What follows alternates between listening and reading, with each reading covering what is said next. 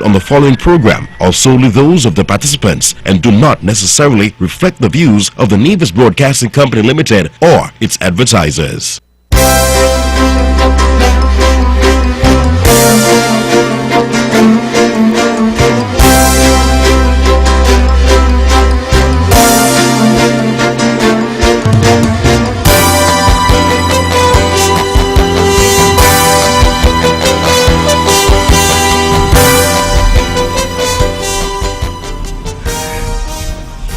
Good evening, ladies and gentlemen. It's Wednesday, it's 8 p.m., and therefore it's time for On The Mark. I'm your host, Mark Brantley, welcoming you to another edition of our show, Straight Talk Across the Narrows, as we like to say. We have come today after a long and beautiful weekend here, marred, sadly, last evening by the news that Nevis had recorded a homicide. We have not had a homicide, I believe, since February, and many thought that this was behind us. And so I start the show on a sad note to extend my condolences to the family of the deceased, all of those who are bereaved, his friends and family, and to urge our public yet again, please, to cooperate with our police to seek to get any information to them that could be actionable and that can lead to the apprehension of those who would have committed this crime.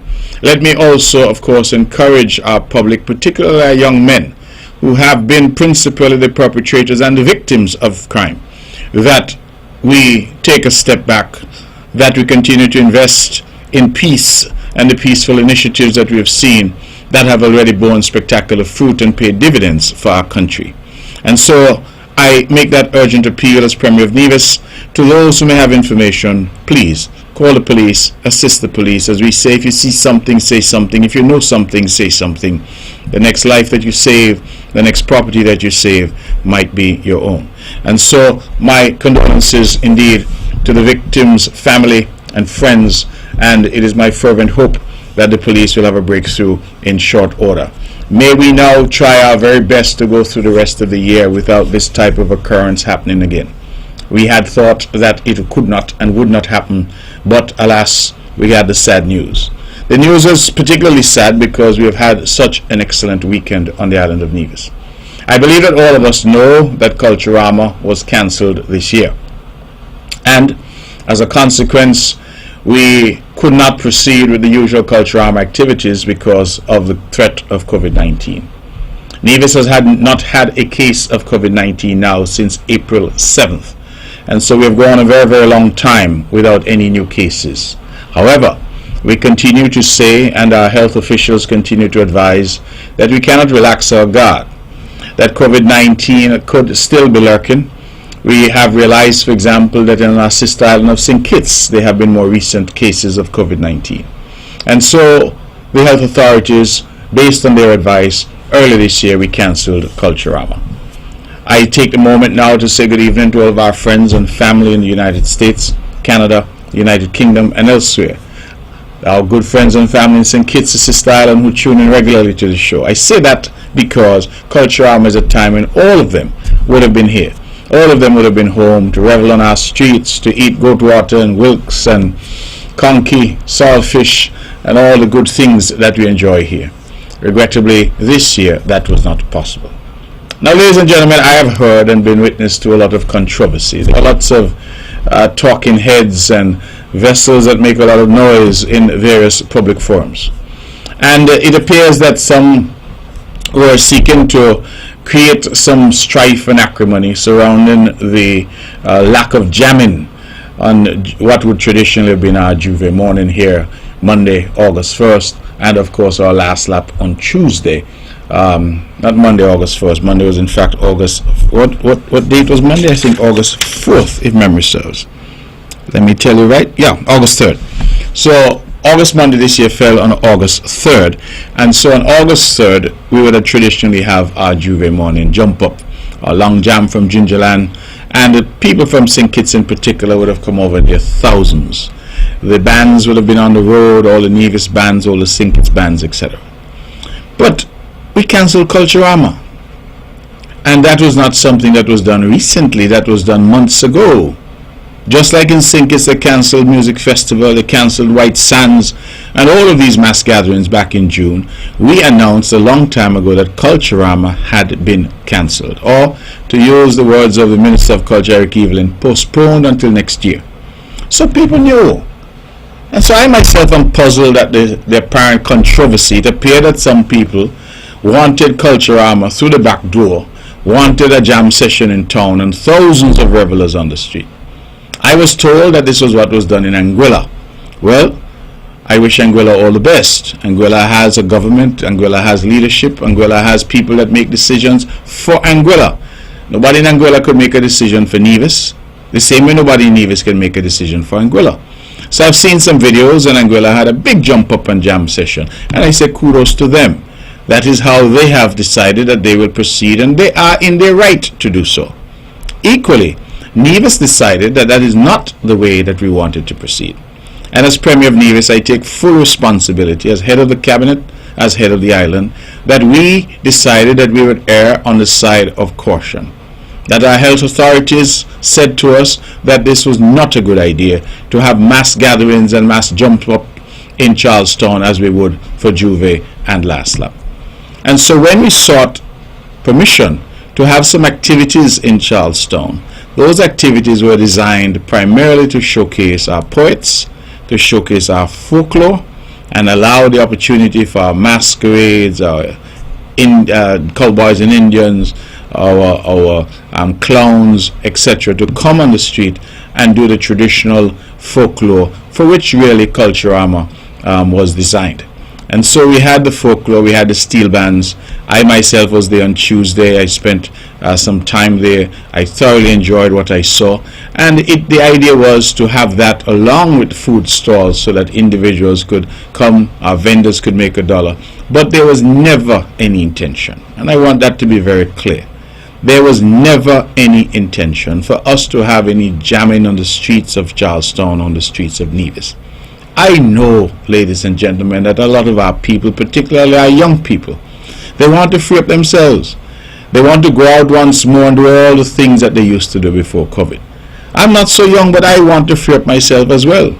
I want the opportunity to go back and do the things that I was accustomed to doing. But COVID has changed our lives, and I think the quicker that we recognize that and accept that, the sooner it is that we will avoid unnecessary drama, talking about things that all of us ought to have known would not be possible. And so I've heard and even seen some trying to attack the Commissioner of Police, trying to say that people in St. Kitts somehow stopped something in Nevis, and I just want to put that to bed, that that is not the case. You can't stop what was not asked for, and nobody in Nevis asked for any jamming. Our cabinet was very clear.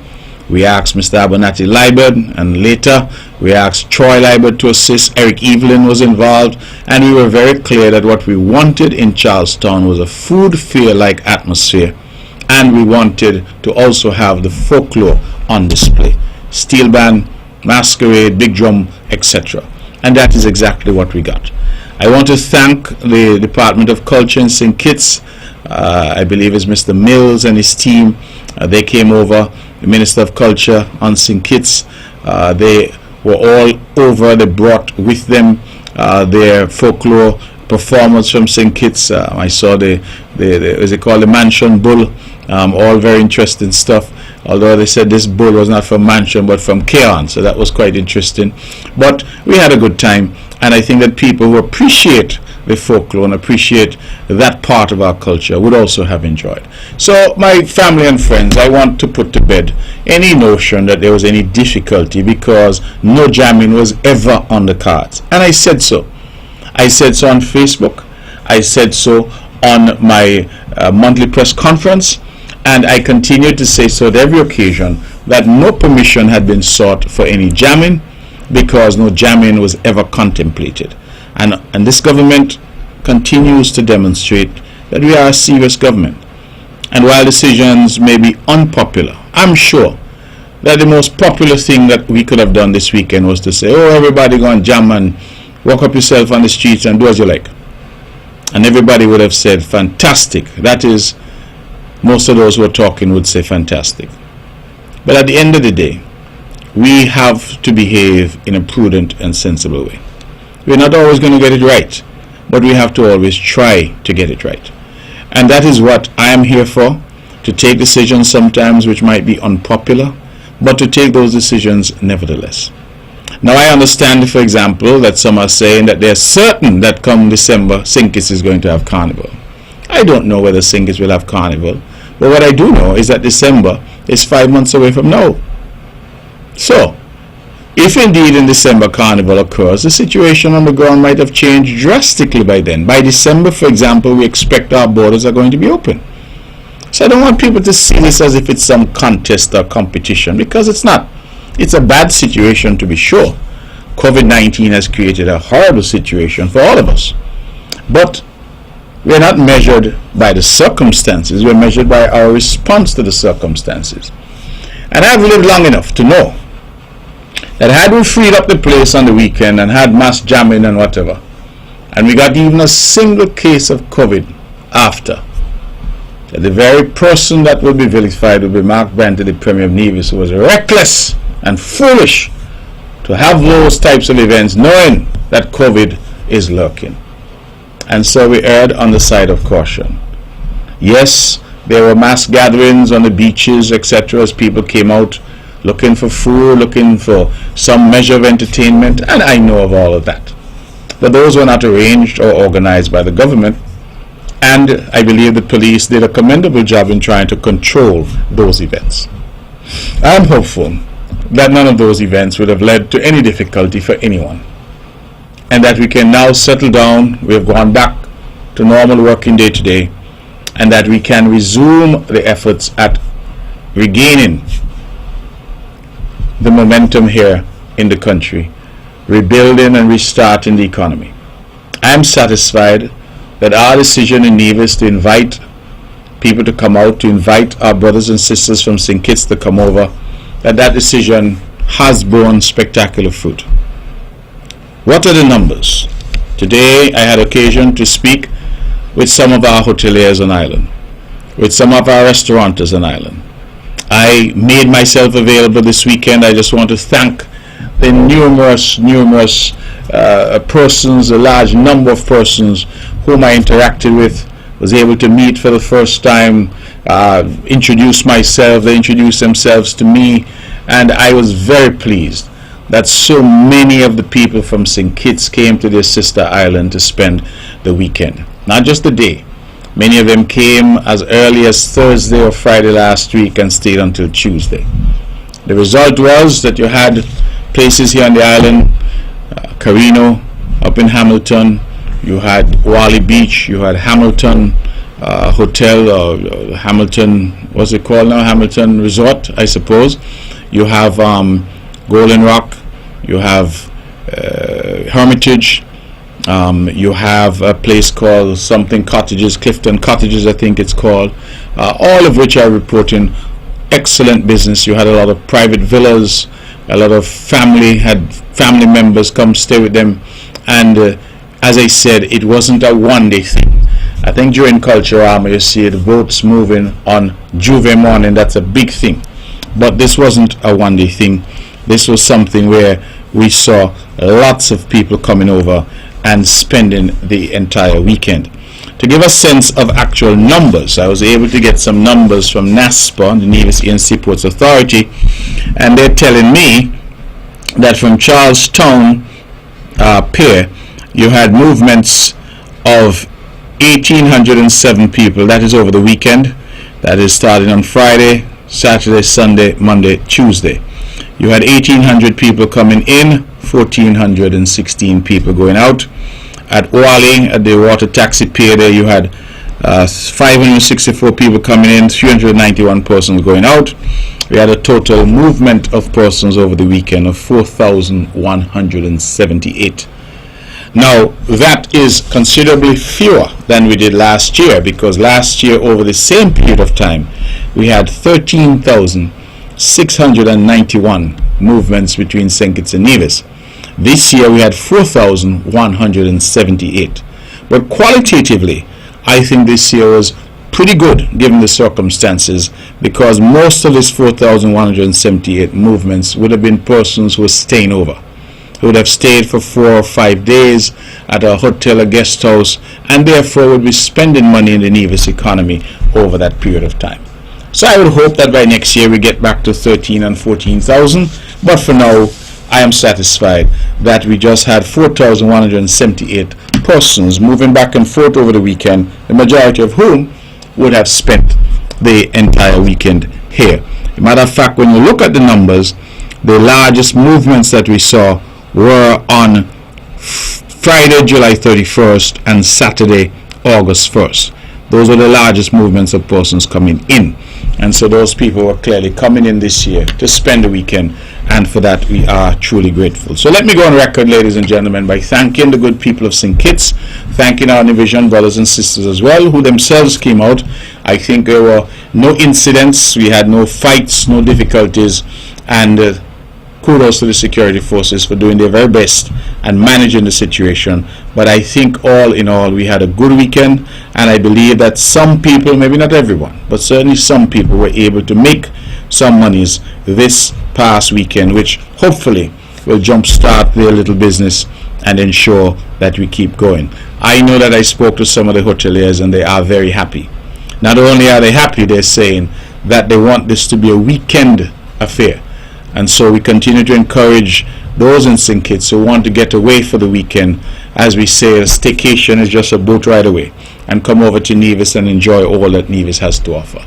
In speaking to a lot of my Kittitian friends, I have come to the realization that a lot of them were not aware of what Nevis had to offer. And so this weekend allowed many of them an opportunity to explore. I was surprised at the number that climbed Nevis Peak. They went hiking. They went and they did the ATV tours. They went all around Nevis. They went to the little bars and restaurants. They went bar hopping. They went to the beach. If you went down weekends, Sunshines, Lime Bar, Turtle Time, they were all busy on the beach. And so we continue to encourage people to come, to of course be responsible, but to go out and be a part. This is your country. We invite you to explore it and to enjoy all that it has to offer. Let me pause there to make an announcement that I ought to have made at the top of the show, and that is really to congratulate a young man. Well, I suppose he's not so young, but on his birthday today. None other than the man they call Ras Polo Newton, also known as Boston. He's of course one of our Calypsonians here. He's a Bath villager through and through, former footballer, well-known footballer. But Ras Polo Boston is my friend, and I want to congratulate him on his 50th birthday today. I called him on the way here and heard that he's having a big party and that the guys are enjoying themselves, getting together. He has some of his Calypsonian friends with him. Polo, if you're listening, happy birthday, my brother. If you're not listening, I hope that someone who might be listening will tell you that all of us here at One Radio, all of us here at On The Mark, in fact, I believe I could speak for Bath Village and the whole of Nevis. We want to wish you a happy birthday and wish you many, many more years of good health, success, and happiness. I look forward to Culturama next year when you and your colleagues will again, hopefully, be on the main stage and singing your songs for Culturama. So, my brother, happy birthday. God bless you. Ladies and gentlemen, our town hall meetings, the government's, the CCM-led NIA's series of town hall meetings will continue, and those continue tomorrow evening, Thursday evening, at the Alberta Payne Community Center in Bath Village. I'm inviting the people of Bath to come out in their numbers. I know that in the election, which was on the 5th of June, many of the youngsters in Bath had questions. In fact, I went and I met with them individually and collectively. I'm inviting you all to come out again and ask your questions. I'm sure you'll be interested in knowing what projects are going to be happening in Bath, what are we going to be doing about the roads in Bath that many have talked about, what are we doing in terms of housing in Bath. All of those are questions which I know you will have, and I invite you to come out and let us have a conversation. Our town hall meetings are dubbed Conversations with the People. I feel particularly proud that we've embarked on this particular venture because there's no election in the offing. Many people see the politicians during election season. We are coming, there's no election, we just won an election. We're coming to you to have a conversation with you because we're serious about governance. We're serious about our people interacting with us. And that's why we say it's a conversation with the people, because that's exactly what we hope to have. We have so far had two very successful sessions, one in Cotton Ground and the other at the Franklin Brown Community Center, and both went extremely well. The proceedings tomorrow, starting at 7:30, will be carried live here on Vaughan Radio. We'll also be streaming on NTV, on the NTV site and on Facebook. And so we invite persons to be a part of that session tomorrow at Bath Village. Not just Bath, but all of St. John's. All who can come, you're invited to come and ask your questions and get the feedback that we have to offer. I would want to express my own appreciation to my cabinet colleagues for their attentiveness, for their insistence as a collective body that we continue to interact with our people. You would recognize that yes, we have offices, and yes, you can come see me. For example, on Thursdays I have for years now what I refer to as my open day, when individuals can come and see me most Thursdays without an appointment. Regrettably, we will not have it tomorrow, but in the ordinary Thursday we would have our open day, and I start at about 8:15 and I go sometimes until well into the afternoon. I see everybody who comes without an appointment. I try my best to address the concerns that they might have, but we also recognize that not everybody is going to want to come to the office, and so we've decided that instead of asking you to come to the government is coming to you. And that is why we're coming to the various communities all across the island. We're going to be doing this series of town hall meetings in every single parish. We have done St. Thomas's, we've done St. James, we're now in St. John's tomorrow night, and we will definitely be touching St. George and St. Paul's as well. The idea is that we're bringing the government to you so that you can ask your questions and you can have your interactions with us in your own communities. And we invite you please to come out, all of St. John's, to come out to the Bath Community Center tomorrow night at 7:30 and be a part of that important conversation with the people. And so we will continue to do that, and we invite you, of course, to come and be a part of that. Now, ladies and gentlemen, I'm very excited, and I should share with you that I'm excited because the CCM, the Concerned Citizens Movement Party that I'm privileged to lead at this point in our history, we are growing. We are developing. Even after some 30 plus years, we are still growing, still innovating, and I am very, very happy that we have finally activated our plans for the youth arm and for the women's group. I was incredibly pleased today to learn that the elections for the youth arm, the youth group of the CCM party, will take place tomorrow, Thursday. I'm told that the hall that was reserved for this purpose, that has had now to be abandoned because the number of people that are interested will be too many for that hall. In fact, I'm told that we now have nearly 100 people registered to attend that function and to vote to elect the individuals to the executive. I have seen a campaign like no other. I have seen a young lady called Janelle Nisbet, a young lady called Catherine Wilkerson, and a young man called Jordan Arthurton. Those three have come forward in a very, very strong way with their slogans, with their posters. They have a very big presence online. They've come with their video messages, and I think really it warms my heart to see these young people outshining even some of us veteran politicians in terms of what they're doing. These names that I've called are running for the position of president of the youth arm, and I love what I'm seeing. I love the energy, I love the camaraderie, and I think that it augurs well not only for the CCM as a party, but for the island of Nevis in terms of the new leaders, the new persons to emerge who will assume the mantle. I say so all the time because I believe it to be true, that at my age now, I must now be looking for my exit strategy, and that the young persons who are coming in are the ones who will carry on. They're the ones who will have the energy, the vim, vigor and vitality to deal with the day-to-day issues, to come with the creativity and the new ideas. And that is why I'm so heartened by what I'm seeing. that this party, after 3 decades, can still instill in our young people such enthusiasm that they've now come out in their numbers. To have 3 very viable candidates for president, all of whom are making their case online, making their case to persons to have them elected as president of the CCM Youth Arm, and by extension a member of the CCM executive body, I think is absolutely excellent. The women's group is also, in my view, demonstrating that they too are energized. And I'm told that something close to 40 individuals have brought themselves together and are having the necessary discussions. I expect that by the time the election comes, that number will also grow. But tomorrow all eyes will be on the election for the executive of the youth arm of the Concerned Citizens Movement. I want to wish all the candidates the very best.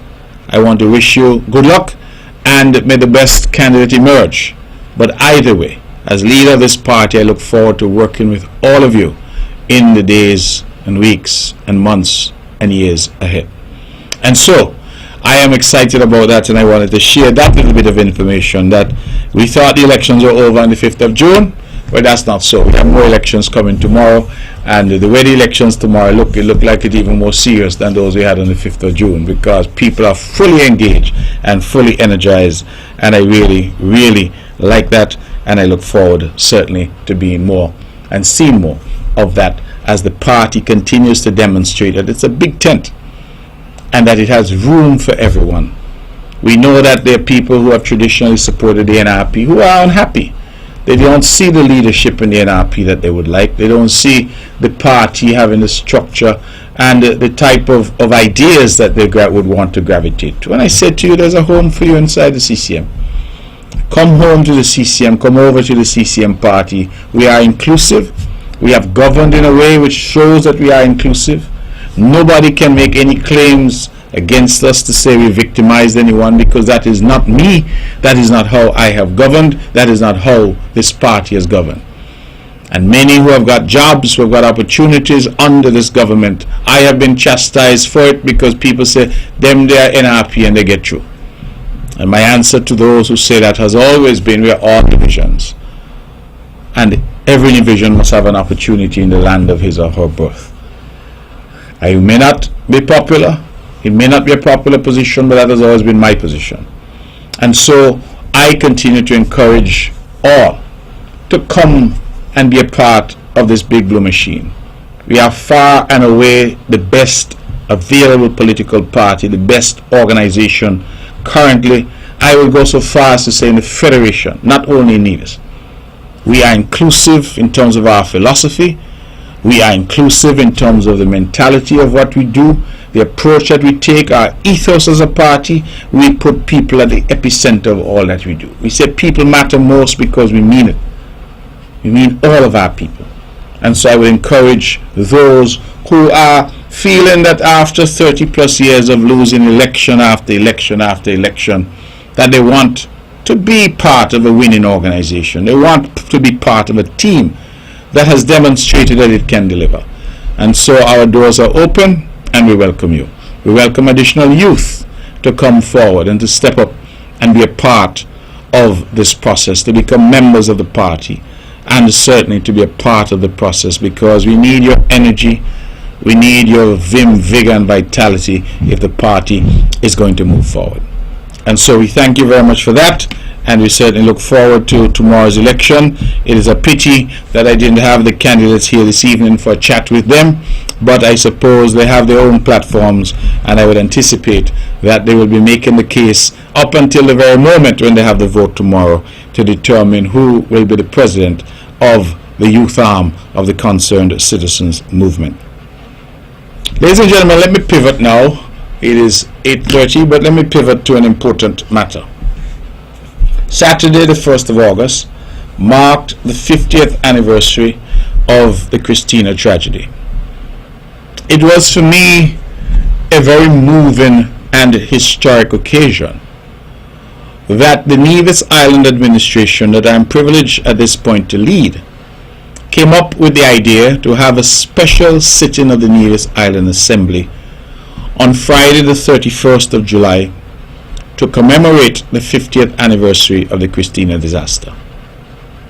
That idea, in and of itself, was a good one. What made it excellent, and why I think it will stand out in the annals of our history, is that we had the idea to invite to speak for the first time in the Nevis Island Assembly all of the Prime Ministers of St. Kitts and Nevis and all of the Premiers of the island of Nevis, that they should all have an opportunity to come and to share a perspective with the people of St. Kitts and Nevis about the Christina disaster. And so we would have invited our first Prime Minister and national hero, the Right Excellent Sir Kennedy Simmons. We would have invited our second Prime Minister, the Right Excellent Dr. Denzil Douglas.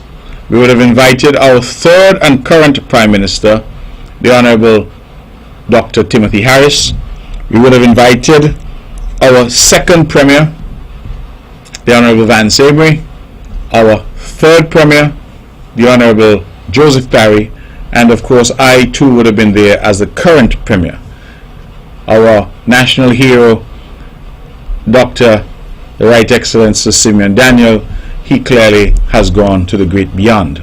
I'm certain, however, that he must have been looking down on the proceedings and he must have felt proud that we as a government were able to bring all these parties and personalities together on an historic occasion where the people of Nevis, which was the epicenter and has always been the epicenter of this tragedy, could hear from Sir Kennedy Simmons, hear the story that he was the only medical doctor on Nevis at the time of the Christina disaster, hear his first-hand account of the horror that was Christina, to hear from Dr. Denzil Douglas, and to hear that the very day, August 1st, 1970, he traveled on board the Christina from Nevis to St. Kitts that morning, and the Christina sank that afternoon on its way from St. Kitts to Nevis. And you reflect how different things might have been had that history unfolded differently. And you give God thanks that despite the tragedy that afflicted so many others were saved. We heard from Mr. Amri, our second Premier, and he spoke of his own experience as a young man trying to get into town, he said, from market shop to get some medication, only to hear that the Christina had gone down. Of him being at the hospital where people were trying to identify bodies. We heard, I think, one of the greatest speeches that I've ever heard in the Assembly from Joseph Parry, former Premier, our third Premier, who I think more than anybody else on this occasion captured the historical significance of the Christina disaster. The way that it broke for a while the spirit of the people of Nevis, but then at the same time became the catalyst for the renaissance of the island of Nevis, for the Nevis Reformation Party as a political force in this country to be formed. He recounted how the Nevis Cricket Association, the Nevis Credit Union, NIDACs that gave rise to Culturama, that somehow they all had their synthesis in the Christina disaster. That a sense of division, pride emerged from that tragedy, that our people wanted better and demanded better. And that these organizations, which have lasted even to this day, were as a result of that tragedy and influenced by the sentiment that that tragedy created in those who survived.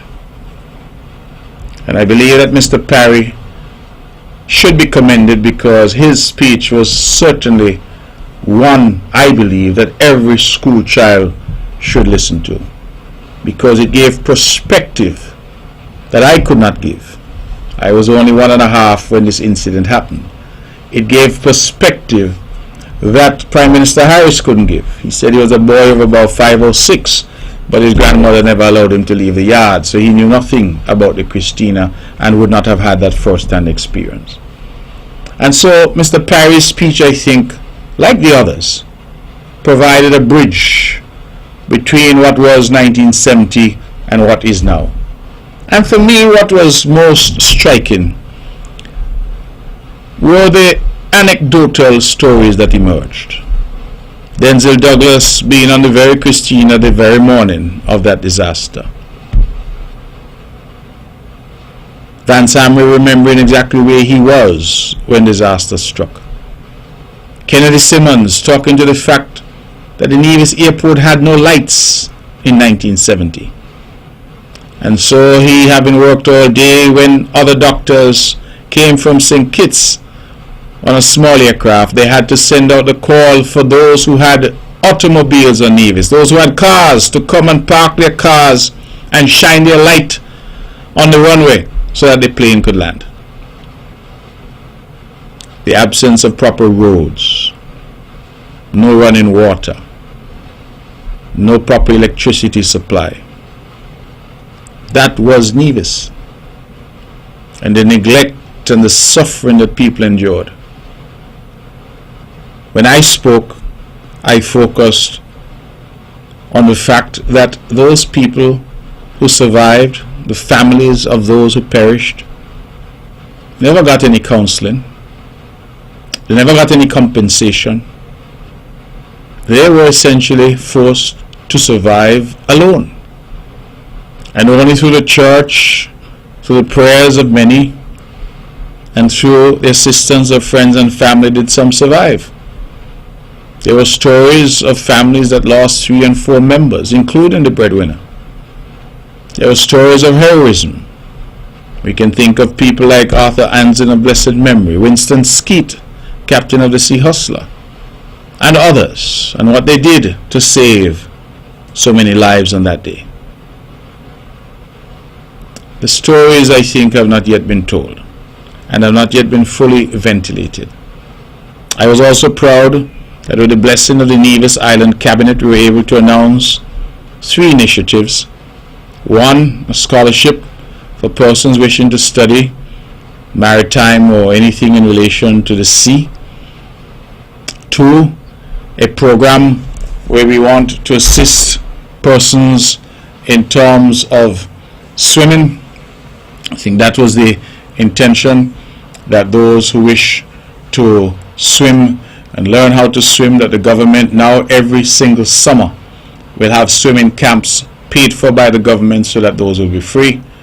And 3rd, we've pledged financial support to anyone who wishes to engage in documenting, writing about this particular tragedy. I was particularly touched, ladies and gentlemen, and I wish I had it here with me tonight, but I was particularly touched that I received correspondence from an Englishman who said that 50 years ago he was on board an English frigate that assisted in the rescue efforts. And at 50 years on, he was moved to write to me to express that the images and the trauma of that day have never left him. And this is a man who was on board an English vessel that assisted in the rescue efforts after the Christina had sunk. And he wrote to me 50 years on to reflect that he could never forget that day. And I reflect and said, well, if he who came upon this could not forget that day, could you imagine those who were on board, who survived? Those families whose families perished and they've never seen them because the bodies were never recovered. And so they've never had the opportunity to mourn They have no gravesite to go to lay flowers. This is a real traumatic event, and even though I was removed from it because of my young age, only being an infant at the time, the reality is that this was a trauma of epic proportion for the country.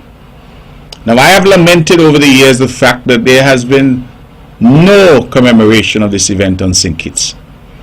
And even though the numbers suggest, I think it was 65 or so of those who perished were in fact from St. Kitts, this tragedy has always been seen as a uniquely Nevisian tragedy.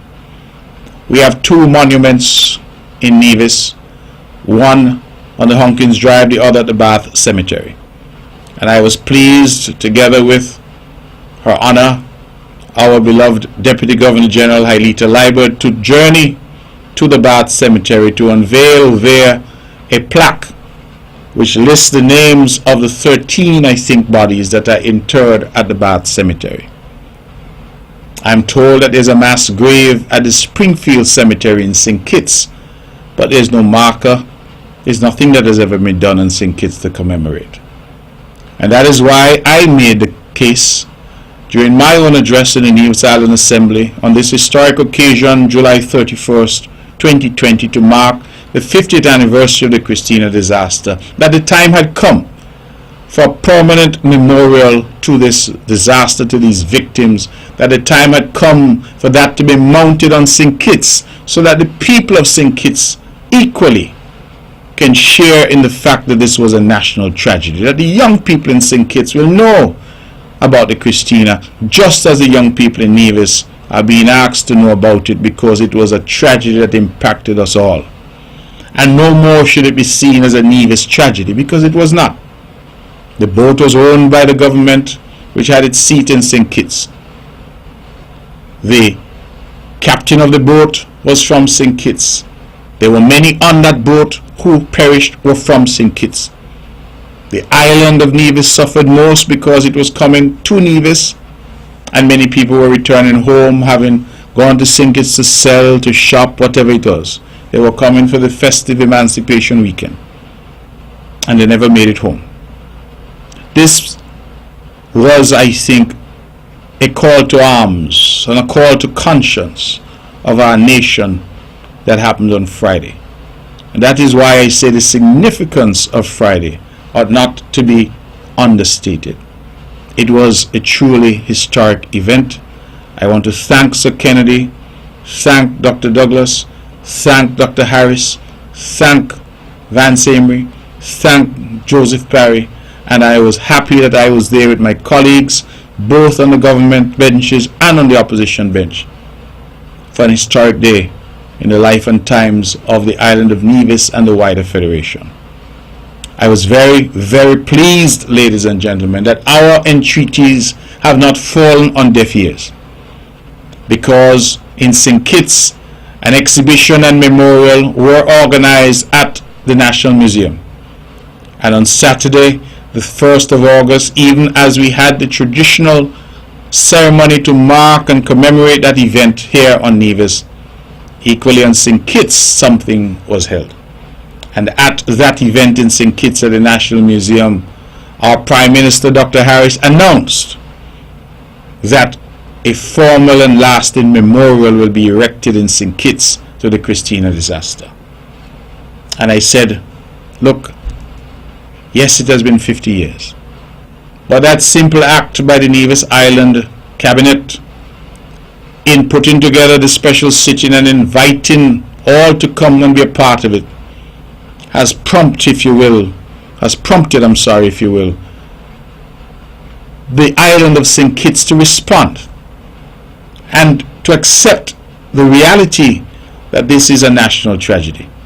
And I would want to publicly commend and thank the Prime Minister, Dr. Harris, for seeing the wisdom in erecting a permanent monument to this tragedy on St. Kitts. It is my hope that the mass grave, the site of the mass grave at the Springfield Cemetery, will be properly marked, so that those interred there will have the necessary reverence ascribed to them, even though it has been half a century. And so I thank Dr. Harris for that, and I trust and hope that we will continue together to recognize that this is a tragedy for all of St. Kitts and Nevis. It is no longer to be seen as a tragedy only for the island of Nevis. We all suffered, and we all now must heal together. And so I was very grateful for that and for the opportunity, as it was, to share in such a momentous and historic occasion. And I believe it was an occasion that, despite the sadness and the heavy pall of sadness that permeated all that we did, it was an occasion, I feel, that should have made us all proud. And to all the speakers, I extend my commendation and thanks. I believe that we did well on that day to remember those who perished. Ladies and gentlemen, it is now quarter to the hour of 9 o'clock, and I believe that it is time that the lines are opened. I don't know if there's anyone out there who would wish to say something to us, but if you're there, we invite you to call 469-1616 or 469-1700. Those are the numbers to call to be a part of the show this evening. And for those who are just joining us, good evening again. My name is Mark Brantley, and welcome to On the Mark. This is a weekly show that we have here every Wednesday from 8 to 10, discussing matters that we think are of some relevance and importance to you. Tonight I've taken some time to talk about the Emancipation Weekend, to thank all of those who participated. I've taken some time to talk about our series of town hall meetings that we have, which continue tomorrow at 7:30 at the Albertha Payne Community Center, right there in the heart of the metropolis of Bath Village. All are invited. And I took some time to talk about this very historic sitting of the Nevis Island Assembly that took place on Friday last, the 31st of July, to mark the 50th anniversary of the Christina disaster. We would invite calls to discuss those, or indeed any other matter that you would wish to be discussed. We would invite your calls on 869-469-1616 and 869-469-1700. Now tomorrow at 11 a.m. we will have, while I wait for the phones to ring, let me continue to just bring you some information. We will have the groundbreaking ceremony for the new TVET wing that is being done at the Gingerland Secondary School. So at 11 a.m. tomorrow, persons are invited to come out to that very important ceremony, where this project, long talked about, is finally now taking shape. I gather that Lefco Equipment and rentals, their construction arm, they're going to be the contractor, having won the bid, and that construction commences officially tomorrow at an opening ceremony, a groundbreaking ceremony. And so I look forward certainly to being there, to being in attendance. I think that this is yet another example of a significant investment in tourism, in education, for the island of Nevis. And so certainly we look forward to being a part of that, and we ask you who can make it to certainly come along and be a part of that very historic groundbreaking ceremony tomorrow for the TVET program finally coming to fruition right there at the Gingerland Secondary School. While I wait again for some calls, assuming people out there may want to talk to us tonight, let me also take an opportunity to say that on Tuesday, even though it was a holiday, we assembled at the ETW Park. And we assembled at the ETW Park for the opening ceremony of what I can only say, ladies and gentlemen, is a fantastic initiative. You have to see it to believe it. Now, the Nevis Island administration partnered with Keith Arterton, former West Indies cricketer, to produce a facility at the ETW Park. And Keith was able to go out and get significant sponsorships from Development Bank, TDC, Bank of Nevis, and others to put this venue together. It is at the top on the hill at the ETW, and it is really world class. It is a training facility, world class nets, run up, you name it. It is there. And I would want to publicly commend Keith Arterton for his phenomenal achievement in getting us this far. There's nothing that warms my heart more than Nivisians who have succeeded deciding to give back. And Keith would have been on the world stage as an international cricketer. He would have had reasonable success there. And he has spent the rest of his life now giving back, investing in young people, training them, and doing the best that he can. And I would like to congratulate him. I look forward, of course, to other former cricketers getting involved as well with that type of coaching and training. And I believe that it now provides a first-class practice venue for our aspiring cricketers. And so, Keith Atherton, if you're listening, my brother, we're proud of you. We thank you, and we pray and hope that this academy succeeds. It is really wonderful to look at, and I invite all, whether you're a cricketer or not, interested in cricket or not, go and have a look, because it's the first venture of its kind on the island of Nevis. And so kudos to Keith and to the entire team that made it possible. Kudos to Eric Evelyn, who was on hand as the Minister of Sport, who I know was one of the champions of this particular project. And I trust and hope that we will see the benefits of it in the months and years to come, and see our young cricketers coming through. I told Keith, we had a little joke, because I said I felt so good when I saw it. I almost felt like I could bowl a few overs. And he responded and said he too almost felt like he could bat a few overs. So we had a good little laugh at it. The venue was named in honor of Livingston Sargent, one of our icons in terms of cricket, and incidentally a survivor of the Christina disaster. And Livingston Sargent is certainly one of the greatest batsmen that Nevis has ever produced. His family was on hand, and the venue is to be named for him. And so I say kudos all around. I think an excellent collaboration of public-private sector partnership that has produced something phenomenal for the people of Nevis. Ladies and gentlemen, the lines are open. The numbers are 869-469-1616 and 869-469-1700. If you wish to call, those are the numbers that you will call in order to get in and be a part of On the Mark this evening. It is now just about 6 minutes to the hour of 9 o'clock. As you know, this show goes until 10, and I encourage those who might wish to call now to get their views and opinions in, because what we tend to have is a mad rush at the end. So the phones are now lit up. Let's try and see who this is. Good evening, you're On the Mark. Hi, good evening. Good evening to you. This is Janelle Nisbet.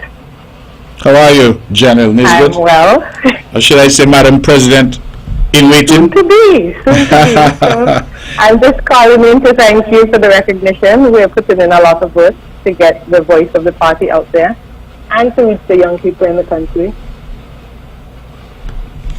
Well, thank you very much. You are on the phone, so could you tell us a bit of your platform? What it is you are running on, what it is you hope to bring if you are elected to be president of the Concerned Citizens Movement Youth Arm? Well, sure thing, because I feel like the Concerned Citizens Movement, as you noted, it provides a home for everyone. So regardless of your family background, I feel like you're welcome there. And I hope to bring a different ideology to the youth arm, where it's not simply foot soldiers for the party. Yes, we love the party and we're supporting the movement, but the Concerned Citizens Movement Youth Arm will be focused on developing the young people in the group. So we seek to have professional and personal development, where we provide training, mentorship, scholarship opportunities, even liaise with yourself as a minister, where someone may have interest in going into the political arena, they can perhaps shadow you for a day. Ideas such as those. And when it comes around to campaign season, we would love to have an active voice in the process. We want to go door to door. We would love our own section of the manifest voice addressing youth-based issues, so that we can have a voice and make it known what our issues are that affect us as young people in the country. So can I ask you, I mean, you put yourself on the spot, you've called in, and this is a big stage because a lot of people listen and view. So let me ask you, why did you decide to get involved in the process in such a way? Many young people, and I've been a politician formally now for about 14 years. So I've not had a long life, but long enough, I think, where people are already telling me that I'm long in the tooth and perhaps need to move on. But in my own experience dealing with young people, many of them have a sort of apathetic view. Many have said politics is not for them, they're not interested, they're not putting themselves out there. And I have often responded and said, politics, whether we like it or not, affects all of us. If a decision is made tomorrow about scholarships, I had an issue just recently where the cabinet sat and decided what the priority areas for study were. And if you want to do something outside those areas, the government is not providing assistance. And a young person berated me and said to me that was not fair. And I said, well, these are some of the reasons why I think young people especially ought to be engaged. But traditionally, they have not been. There is something happening, however, because very talented young persons like yourself have emerged. You are not shy. You have thrown yourself headlong into the process. And I think as a consequence, I have got more calls in the last 2 weeks from young people wanting to be involved than I've had in the last 14 years. So something is happening, and I'm curious as to what would have influenced you to make that quantum leap and decide, what, enough of sitting on the sidelines, I want to get involved in a very formal way. I completely understand the sentiments of young people. I am bordering the youth group right now, so I'm on my way out, but I definitely understand the sentiment of not wanting to get involved. But at the same time, while you're sitting on the sideline and you're seeing the issues and you're critiquing what's going on, at some point you realize, at least I realized, that I cannot change it from the sideline. I've been involved in civil society for years. I've done my youth and community service, different organizations such as the Caricom Youth Ambassadors, and I've contributed that way.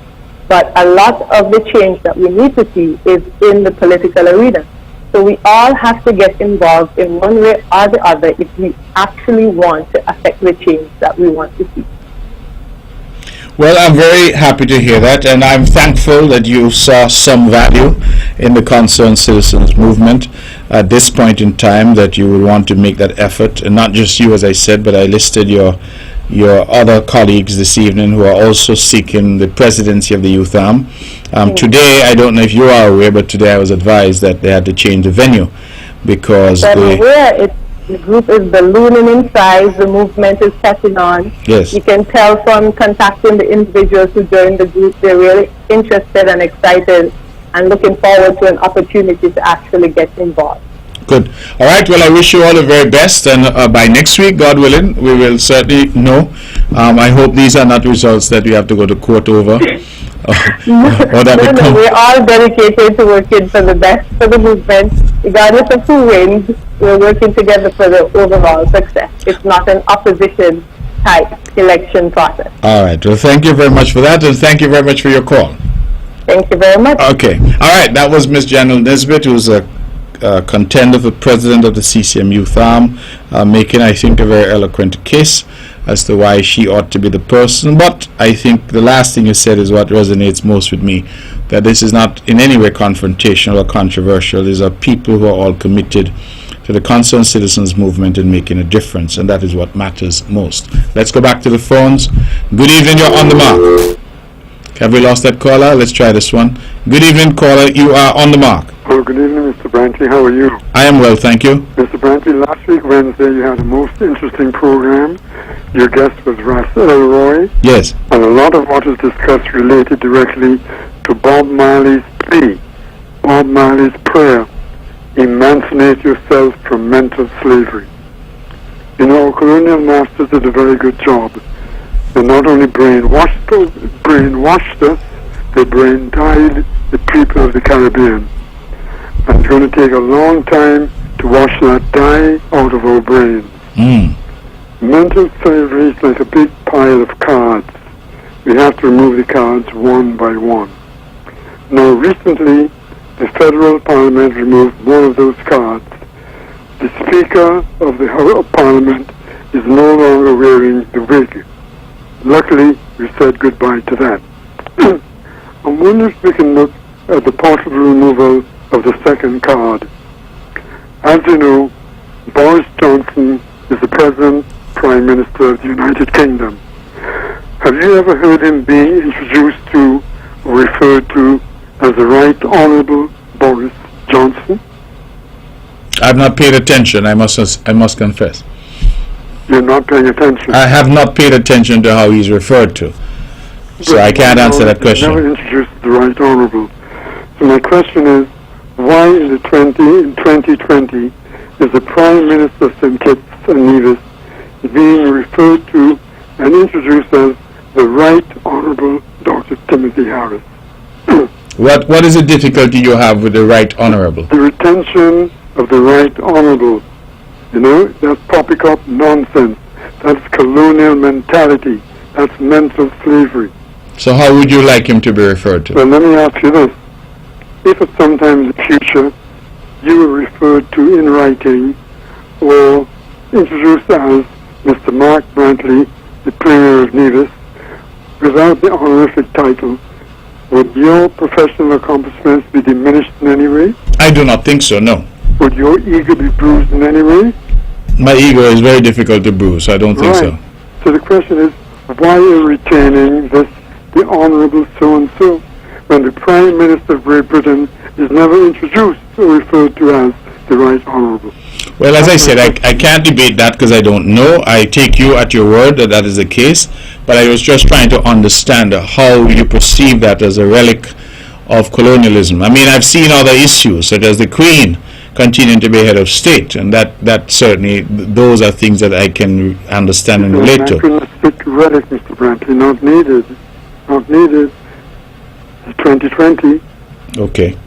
Okay, think about it if you can, please. All right. You. Good. Well, thank you very much for that and that perspective. It's certainly something I'll look at. I've not heard before, but I'll certainly have a look and see where this Right Honourable or Honourable as the case maybe might have come from. Wonderful. Bye-bye. All right. Thank you. Good. It is just a minute after. Let's go back to the phones. Good evening. You're on the mark. Hello. Hello, Mark. How you doing, man? I'm doing well, thank you.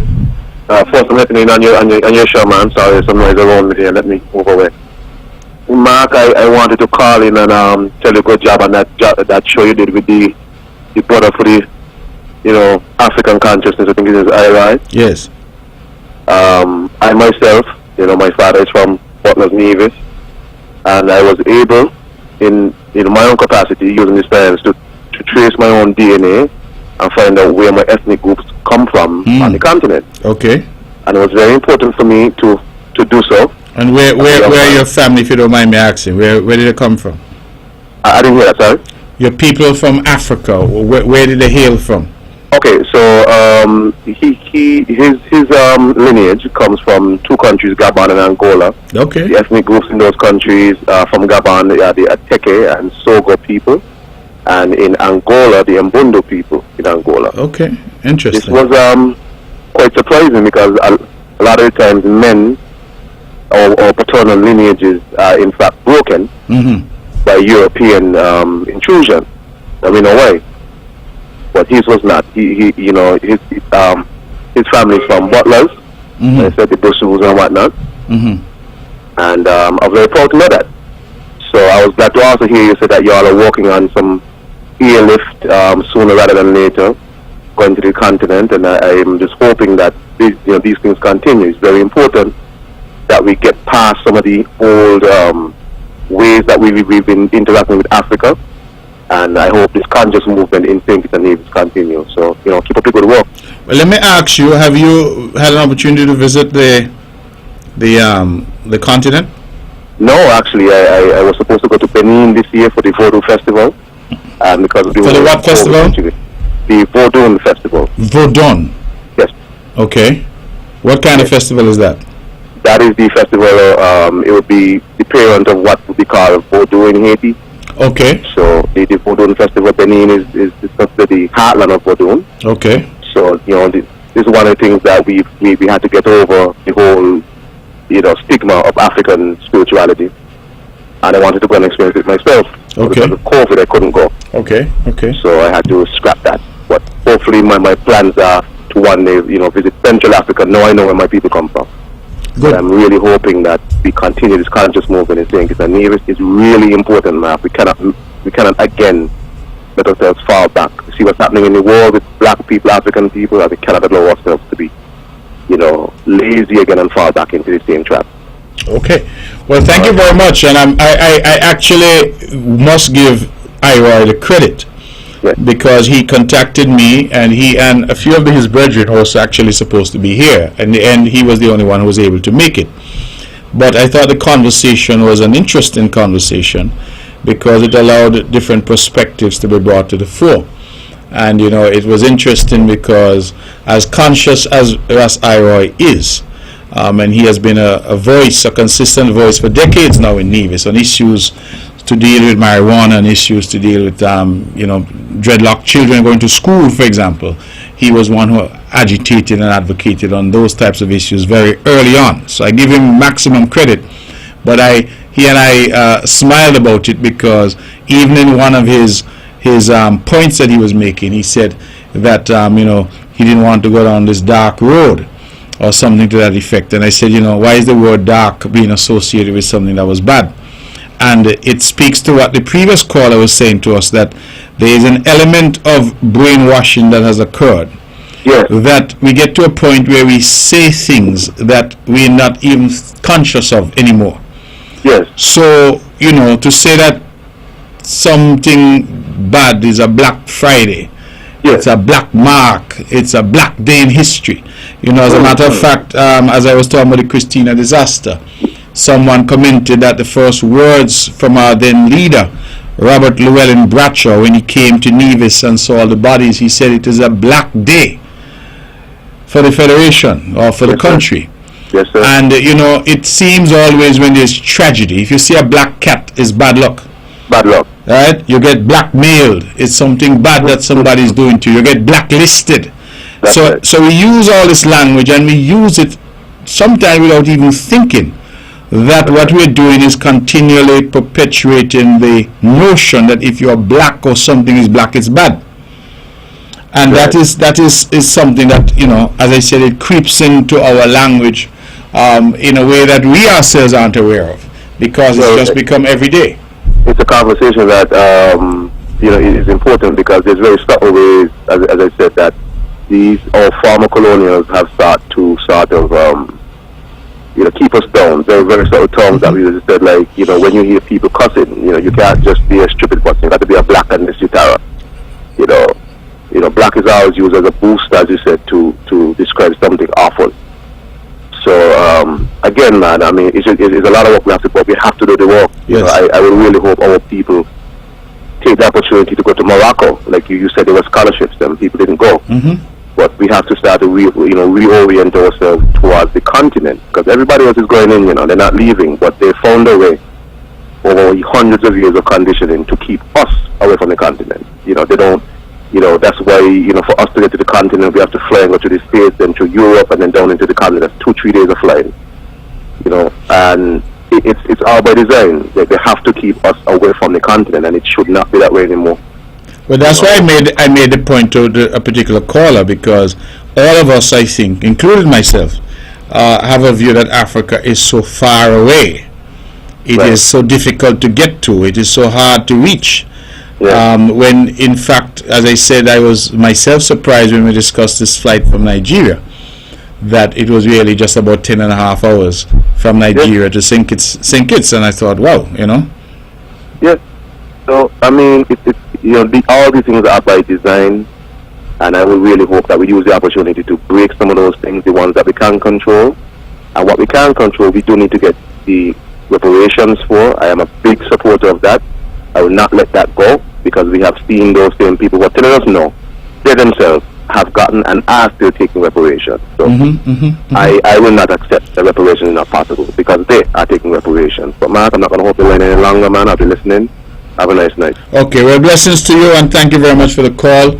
Very erudite and very informative conversation. Thank you. It is 10 minutes past the hour of 9 o'clock. We continue to take your calls at 869-469-1616, 869-469-1700. Let's go back to the phones. We have someone holding. Good evening. You're on the mark. Hi. Good evening, Mr. Good evening to you. How are you? I'm very well. How are you? I am doing well. Thank you. I have to give you a prop. You know the dance today? Today? You practice lunchtime? Anyway, I want to say congratulations to you. A big, big congratulations. a job well done. What you did, that you can bring the former, the present, and everybody together, government, in St. Kitts and Nevis together. First time, I never know that I would have ever lived to see something like that in my lifetime. After 50 years of Christina disaster, and you pull off that, kudos to your mark. And you know when you do something good, I'm going to give it to you. And I would like to say, you see that picture where all I take together? We will never ever see another picture like that again in our lifetime. Good job, Mark. Good job. What did you think? What did you think of the actual speeches and the ceremony? Oh, they were very good. But Parry make me laugh. Parry make me just sit down and all, just to listen to him. And you know the sweetest part where what he said make me smile. I laugh out hard. Mark Brantley is not my friend, but it's wrong. I know you remember that part. But it was good, Mr. Brantley. Honestly, I cherish it. And you must, you know, if the children and them at school, the teachers should try. If we're coming up with Christopher Columbus, and we're not even so sure of that, we should use Christina as part of our history in school, because it's very good. Kudos to you, Mark. What I thank you very much. But what I enjoyed, especially about Mr. Parry, is that he was able to kind of create a historical context that many of us, well, let me not speak for us, I didn't know. I mean, I knew NRP came out of the Christina disaster, but when he talked about the Nevis Credit Union, the Nevis Cricket Association, NEDAX, which led to Culturama, and you realize that all of these really important institutions in Nevis came out of that tragedy, and I thought that was an excellent... That's true, because Credit Union was in 1972. 72, he said, yeah? Yeah, and when I heard him say that, I called Newton the same time, and he really sent the thing to me, so I could have read it and so. But he was good, and he touched on every aspect, and the next part that touches me again is our culture. We get away from it too much, and we gone into this different kind of thing, and we need to come back to our culture armor. We need to come back to it. Okay. And not all them fancy things. We need to go back to our African club. You see that guy who was there just talking there? I tip my hat to him too. Have a good night. Okay. Thank you very much, ladies and gentlemen. This is On The Mark. I'm your host, Mark Brantley. We're taking your calls. 469-1616, 469-1700. Let me go straight back to the phones. Good evening, you're On The Mark. Mark. Yes. Yeah, look here, right? Yes. What's here? Yeah, look here, right? Right, the thing when I had in talking, so the cultural thing. Like, it's pushing people in the cultural thing, huh? And what's here? And the cowboy Indian, right? The cowboy get gun, the Indian get gun.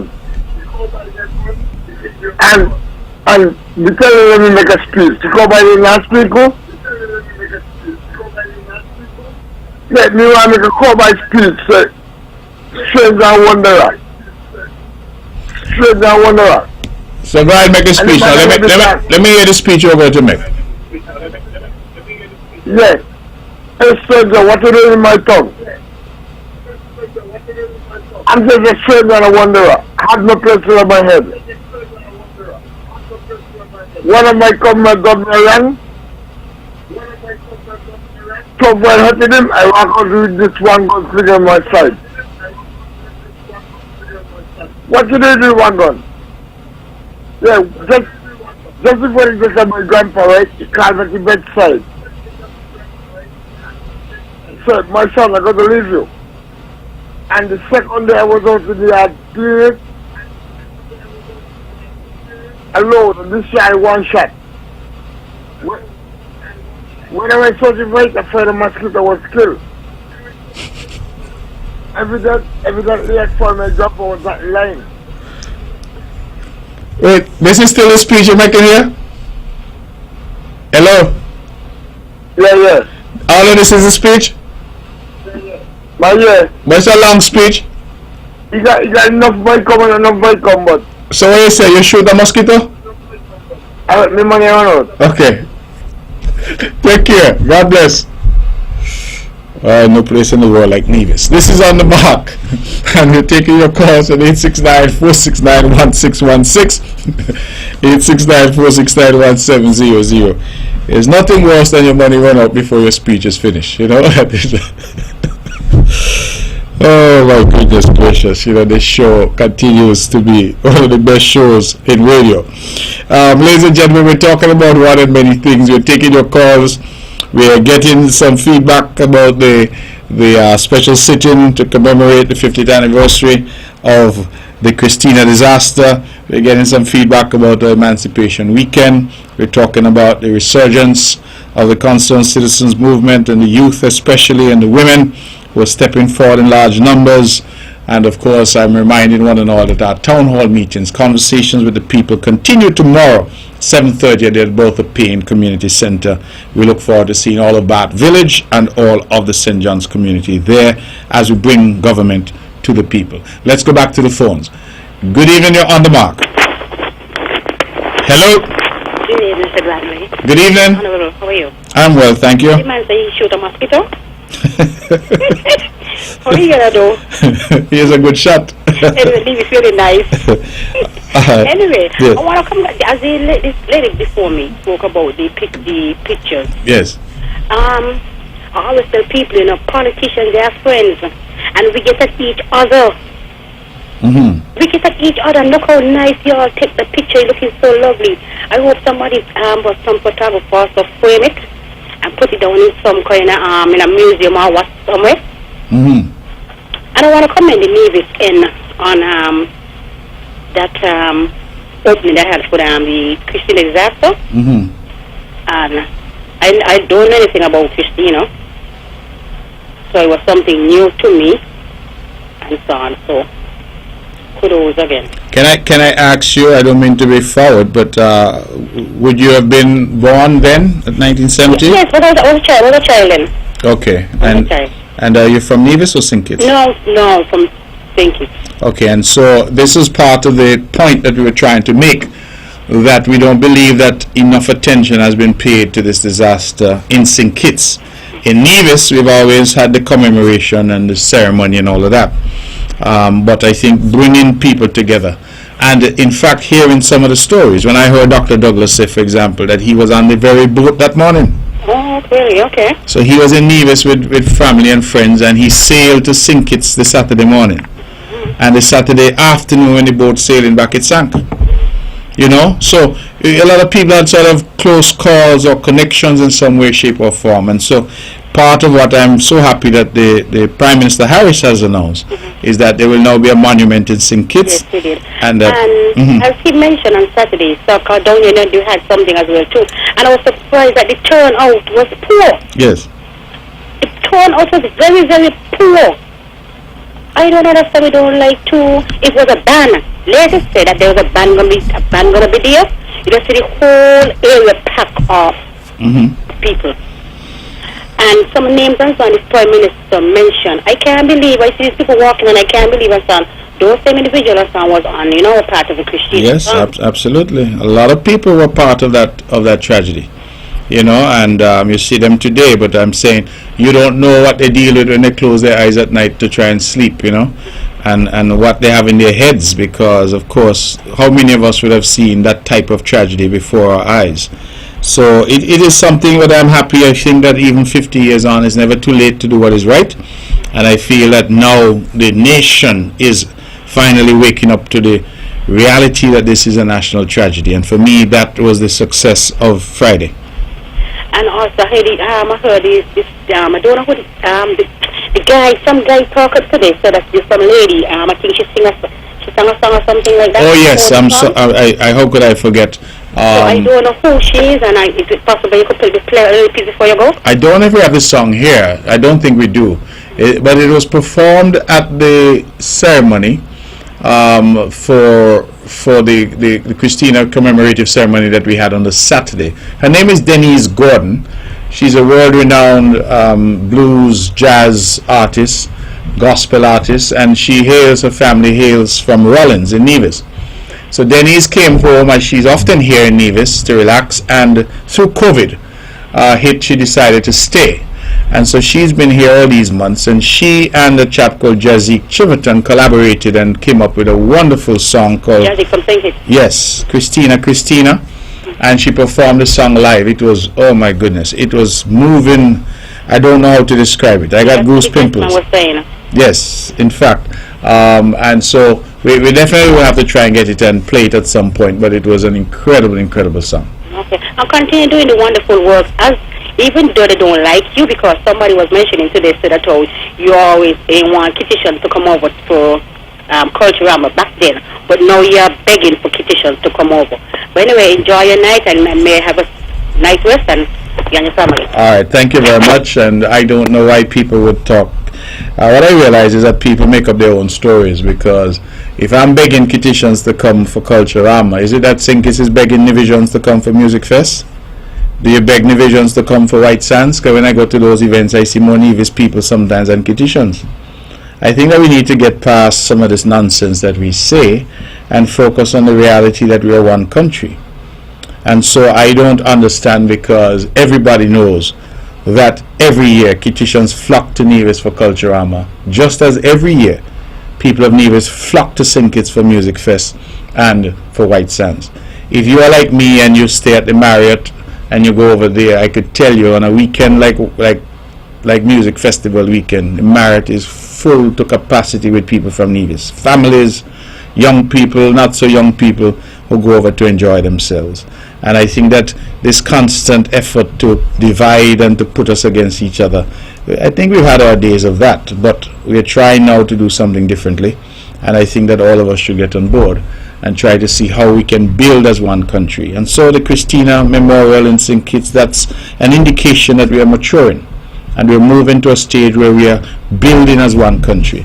You know, the people from St. Kitts flooding Nevis for Emancipation Weekend, again, it's demonstrative. And equally the people of Nevis. If you have cricket tomorrow at Warner Park, you see the number of Nevisians who come over to support. So I think we need to get away from that caller. I think that those who make those claims, as I said, they erect their own strawmen to knock down. I mean, just this weekend I heard that I wanted jamming in town and the Prime Minister stopped the jamming, because the Prime Minister wanted to show who was boss. All of this is just abject rubbish, complete nonsense. But regrettably, that is what people wish to say to create an argument that, you know, they want to make and have with themselves. I have, as I continue to say, I'm guided by the very sage admonition to ignore the noise. I think that we need to do that, ignore the noise and focus on what it is we're doing. And when we do good things, such as this sitting on Friday, we get results. Let's go back to the phones and take some more calls. Good evening, you're on the mark. Good evening, Mr. Brantley. Good evening to you. Yeah, first of all, I would like to commend the Nevis administration for inviting the Federation's top leaders over the years to come together in that assembly on Friday. It was very moving, very meaningful, very educational. You know, all the speeches were good, but I really think Mr. Parry really hit the nail on his head, and Mr. Amri as well, and Dr. Simmons, all of you. It was very good. And I was hoping that young people were listening, that they would get a lot of information that they didn't really know. Well, for a long time I've been wanting to call into your program, but for one reason or another, the opportunity didn't really allow. Okay. Up to last week I wanted to, but the conversation with Iroy, if I were to speak what I wanted to say, I don't think it would have fit in nicely, so I didn't. But while I'm talking about Iroy, I think, you know, the idea of repatriation, well, I support it to a certain extent, but I would really want to say go back there to live, but I always feel that I would want to touch the soil of my forebears, you know, because I try to trace back where my roots, how many generations back my roots go to, and I think I've come up with maybe my fifth or sixth grandparents down the line, and I always had a feeling that I would like to see Africa. But an idea that came to me concerning what he had said, you know, to get the we were speaking about educating the young people about Africa, and you too, you were talking about that. You know, this idea of twinning schools, I think maybe if the education department, the Ministry of Education, were to get the schools to twin with schools in Africa, especially those parts from where our forefathers were captured, that might be a start, because then they can probably send emails to children there back and forth and exchange maybe handwritten letters and so on. And that, I think, would kind of generate an interest in the young people between the two the countries there and here. Twinning schools is not really a new thing, because we've had schools twinned together over the years, say French territories and here and so on. So that might be an idea that education can work on. I don't know. Well, it's a good idea. It's certainly something that we need to look at, because I am certainly committed, and as Foreign Minister I've been able to play a limited role thus far in trying to bring not just St. Kitts and Nevis but the Caribbean closer to Africa. I know, for example, when Dr. Tedros, who's from Ethiopia, was campaigning to be to head of the WHO, the World Health Organization, that St. Kitts and Nevis was one of the champions for Tedros and the Caribbean region. Not all the Caribbean countries were necessarily on board. Some were supporting other candidates, but we said that it was time for Africa and we wanted to be supportive. So I think that I have tried to expand our diplomatic footprint in Africa. We can now travel to more African countries without a visa, and we continue in that vein, and I'm hopeful that if this continues, we'll get to a point where we have much closer nexus with Africa. So twinning schools is a good idea. That would be interesting if we can twin schools with areas where our people might have come from. But that mapping has not yet been done. The young man who called in indicated that he had traced his roots back, I think, to Gabon. I believe he said Gabon and some other country, Angola, I think.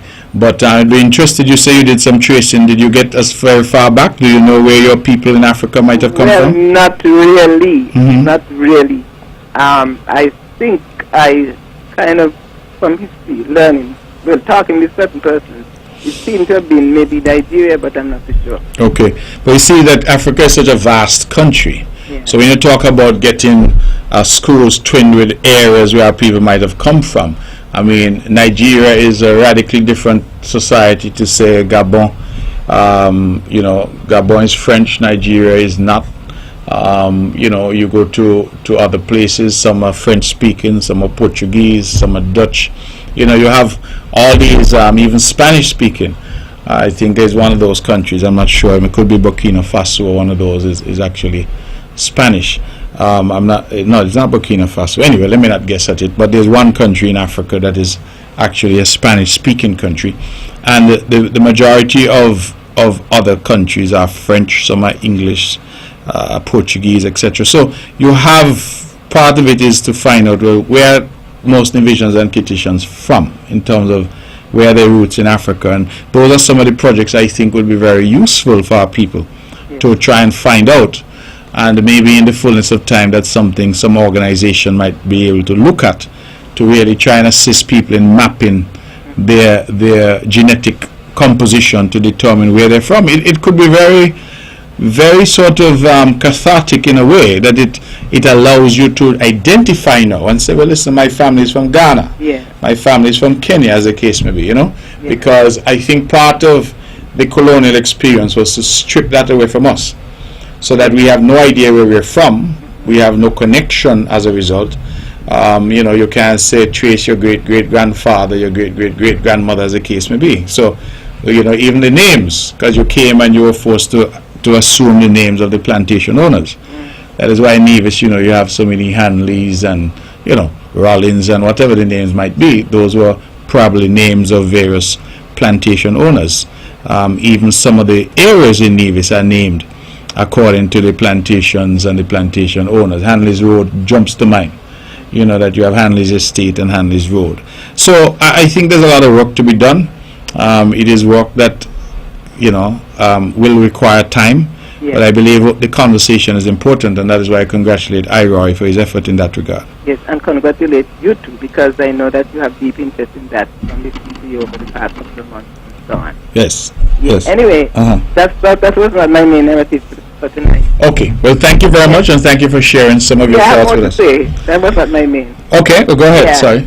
some weeks ago, maybe in the month of May or so, I was in Charlestown one day walking along Jews Road. And for those who may not know Jews Road, that's the road west of the Jews Cemetery. And I met a gentleman with a toolkit. He's someone I know well and wouldn't really pass without exchanging a word. So I thought it was a bit unusual to see him with the toolkit that time of day. So I asked, where you off to with your toolkit? He told me he was just installing a sanitizing basin. Well, I'm not too sure if that was the terminology he gave me, but that was what I derived from what he was saying. He was installing this basin on the side opposite Best Buy, the street opposite Best Buy. That's near where there's the wall that borders the administration building there, and there's a tree right there. So I thought that was interesting. So I conversed with him further, and he told me that the Nevis administration had, whether it was Nevis administration or the COVID team or whatever, had given him the job to install the sanitizing basins certain parts in Charlestown. So being not too far from there, I went there to see the apparatus. And it was a beautiful white standing basin. Yes, I'm aware. We ordered a few of those, yes. Okay, okay. So I thought it was really nice because, COVID was rampant all over the world, and I thought the government is trying its best to keep us as healthy as possible. Well, maybe about 4 weeks ago, I happened to pass back there one day, and two guys were there talking near the same place, and I realized that the basin was broken off.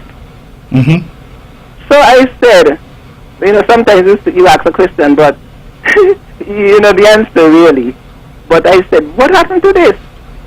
And one of the guys said, well, as you see, you didn't see break off, but I said it was broken off. So I said, well, who could have done that? I didn't think they had the answer either, but you know how we speak sometimes when things come out. So I said, who could have done that? And one of the guys said, well, it's a crazy man did it. I said, a crazy man did it? But I don't know, we have crazy people in it, so crazy to have done such a thing. He said, well, you got to be a crazy man who could have done such a thing. And I thought that was really, really bad. I walked away feeling really, really sad. And then 2 Fridays ago I passed there, well, at that time I saw the basin on the ground. 2 Fridays ago I saw only the pipe, a piece of the pipe. And I can't believe that somebody would have gone and done such a thing, And that takes me, and I said, well, people really don't know to care what we have here in this country. Some people, because there are many people who would not have done such a thing. A couple months back, that reminds me of something else about vandalism in the country. A couple of months back, I was speaking to the head of the traffic department about the problem there at the bottom of Government Road and how the vision from north is difficult and so on. So I was asking her if nothing can be, why don't they do something about it? She said that's right, but to no avail. So I said, well, okay, at least install a mirror. She said they had done that, and persons broke up the slashed it. So then I'm just connecting those two things. I'm saying, here is something to help our people with the installation of the sanitizing apparatus. And here is a mirror to help us, and persons would have gone and just destroyed it. So, some people might say, well, that's a simple thing to come on the ear with, but I just thought I would bring it because I would like to encourage people who are like-minded to do things like that, to desist. Well, Call, I'm happy you've raised it. It's a perennial problem that we've been having. You're right about the mirrors for the traffic. They destroyed them. There was one put up right there at what we call Bridgegut in Brownhill. No time the youngsters took stones and mashed it up. In the schools, in fact, we just had a very interesting and strenuous conversation in the cabinet, because every year the Ministry of Education comes asking for money to do school repairs. Some are critical, we understand, roofs leaking and the kind of things. but most of the money, a lot of that money is being spent on bathrooms. And each year you're being asked to bring new toilets, new whatever. And you know, if you have a toilet, it should last you more than a year. But we have had the experience at CSS, for example, where we installed brand new toilets, and the children went and threw big stones into the toilets. And you know, you ask the question, well, why? Yeah. We have gone out and we have bought brand new school buses, and you don't want to see the condition or the tear off the backs of the chairs. I mean, these are buses that are designed to give them a lift to school for free. When I was going to school, I had to walk. Yeah? And so you're trying to do these things to improve, but people continue to destroy, and there is that element in us. You see it in other ways. I was driving the other day behind a particular vehicle, and clearly people inside the vehicle were eating and drinking, and they just kept tossing their containers out the window as they drove. It is another manifestation of the same phenomenon, that people don't seem to care, they don't pay attention, they are not mindful, and they can be destructive. If you just take a styrofoam container or your plastic bottle and throw it out your window, you don't care that that is going to end up in the ocean or it's going to be unsightly. As far as you're concerned, that's not your problem. And you're right, because when I saw the beautiful little basins that had been created, the first question I asked is, have we decided where they were going to be put? And they said they were going to put them around town. And I wasn't surprised. I'm sad by it, but not surprised that people would go and vandalize them, when in fact they're designed really for people to go, if you're there, to wash your hands and things of that nature. So it's a struggle, and we have to talk about it, because those of our society who continue to engage in that type of behavior, they have to know that it is not acceptable. Yes, definitely. Because before I go, I just want to know, well, I'm wondering if the traffic department kind of like position an officer at the junction of Government Road and the Charleston Main Road there at peak hours to kind of direct traffic. Sometimes it's really frustrating, you know. Okay. You come down there, the foot of Government Road, and it's stuck there for a long time, and right. You know. All right. Well, I'm sure we can have a conversation about that with them and to see. Okay. Yes. Good. Thank you very much, and thank you for spending some time with us on the mark this evening. Okay. All right. Do we have anybody else holding? Let's go straight back to the phone. Good evening. You're on the mark. Hi. Good evening, Mr. Brantley. Good evening to you. Yes, I just want to, in a way, add some comments to some of the insightful conversations you've been having this evening. I too would like to congratulate you and commend you highly for the Christina special sitting that you had. Thank you very much. House of Assembly. I think that it was definitely worthwhile and informative, and of course, the presentation by Mr. Parry, it really got to my heart. Yes. Yes. It made me want to almost tear up in some instances, and made me want to laugh out loud in others. Mm-hmm. But it taught me quite a bit of my history and who I am as an division. And all of the presenters, they add various aspects. I want to commend you on that.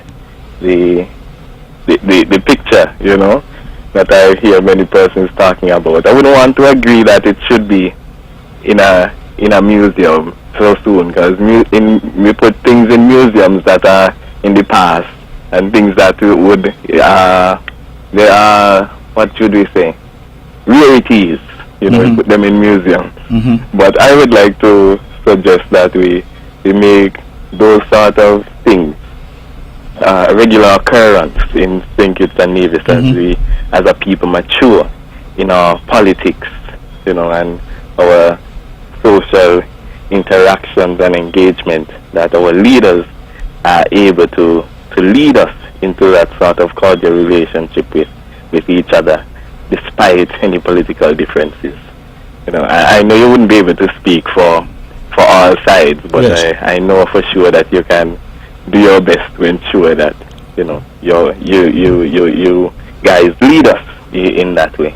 It's something that warms our hearts, if I can speak for for Nivisions, and I'm sure that you would have heard it from different persons. Something that we are quite proud of. Makes me proud to say that I am from this place here called Nevis. Well, I'm very happy, caller, that you have taken the time to call to express your perspective on what happened. I can tell you that what we got was what we had intended, although we never knew it would be that successful. But we had planned it, and we thank those who came, because if they had not shown up, then we would not even be talking about it today. So we have to give them credit as well. I must tell you that I spoke to each of them personally, except Dr. Douglas, because when I tried to reach him, I was unsuccessful. But I spoke to Sir Kennedy, who was, immediately said he would be there. I spoke to, of course, Prime Minister Harris equally. I spoke to both Mr. Parry and Mr. Amri, both of whom were, immediately committed to being part of it. And I knew Dr. Douglas was coming, because while I wasn't able to speak to him, the clerk of the Nevis Island Assembly told me that he had confirmed. And so the individuals that came, I think they must get some credit as well, because, of course, they had to make the effort to be there. And so while we organized it, we depended on them to come, and they did come. And I think that all the presentations added value. But I agree that Mr. Parry's presentation is the one that, for me, stood out as a Nivision being there, and someone who had not personally experienced the tragedy because I was too young. I think that gave us perspective. And I think, like you, there were parts that were sad and parts that were funny. And I think that is the hallmark of a great speech, when you can evoke different emotions in people. And so I thought, all in all, the process was, the initiative turned out to be quite excellent. And I say again that it has already had some good results, because the Prime Minister, of course, has announced a memorial and monument in St. Kitts, when that has never existed in 50 years. So I think, if nothing else, we have raised the sort of profile of the disaster and put it on squarely now on the national stage. Yes, definitely. I think that too is extremely commendable. Mr. Premier, I realize that the trend of most of the conversations have been permeated with surrounding our heritage and black consciousness, and I think, of course, it's the time of emancipation when we remember. And what stood out to me is your observation that, anything associated with blackness or darkness, has a connotation of negativity, and that's one of the brainwashing that we as a people have undergone, sadly. But along those lines, something that has come to my attention here in our Caribbean is, on the very day, Emancipation Day, a judgment that was handed down in Jamaica against a 7-year-old girl who was told that her school has a right to ban her from an education because of the hairstyle that she wears. She has dreadlocks. I think that if there was ever such a thing as a dark day, that must have been one of them, that in this day and age, 2020, that we keep ourselves down from our natural hair that comes from our head. And surrounding the conversations that have come up from that is that schools, one commentator highlighted that schools in Jamaica, they never have rules against students perming or creaming their hair, as they say. But there are many rules against your natural hair, or you rate what you can do with it. And I think that is something that we as a Caribbean people and as Nivisions, we must be aware of, not to associate negativity with blackness, definitely not black hair.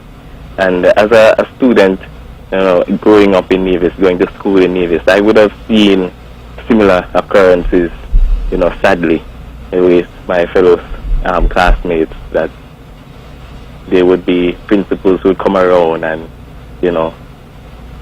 target some students because of the hair from the black students. Mm-hmm. They were white students I would have gone to school with. They had their hair. Male students, long, almost to their shoulder. Nothing was wrong with that. And Indian students as well, long hair. But if the hair of a black male student gets a bit high, it's too much. Can't be tolerated. I think that these are some nuances that we need to look at as a people, as we mature and come into our own, who we are as Navisions. We need to look at these things. How do we actually hate ourselves? And Bob Marley says we have to emancipate ourselves from this mental slavery. So it is my hope that you, Mr. Premier, would also lead us into this emancipation by looking at some of the rules that we ourselves have in our education system. Well, thank you, brother.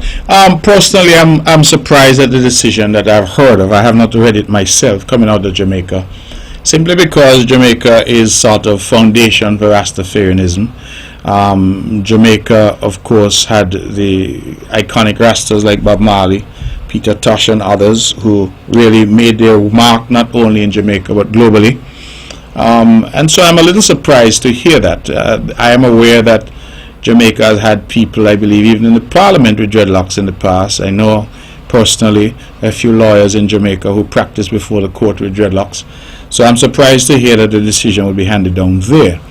We had taken a decision here a long time ago. In fact, in my early days as a lawyer, the same Ras Iroy, I had taken up a matter for him that we were able to resolve without recourse to the court about one of his children, I believe, being able to go to school with dreadlocks. And that matter was resolved amicably. The children here are allowed to go to school with dreadlocks. And so I am a little surprised that Jamaica, which is sort of ground zero for Rasta and Rastafarianism, would have that kind of decision in this day and age. So it will be interesting for me to have a look at the decision itself. But I share your sentiment, and I feel that all of us need to do more. Even in my own public utterances, I have started to be more conscious of what I say.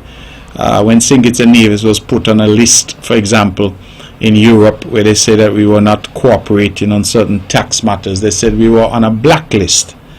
And I have tried my best to say that we were on a list of jurisdictions that they deemed to be uncooperative, rather than using the word black in that negative connotation.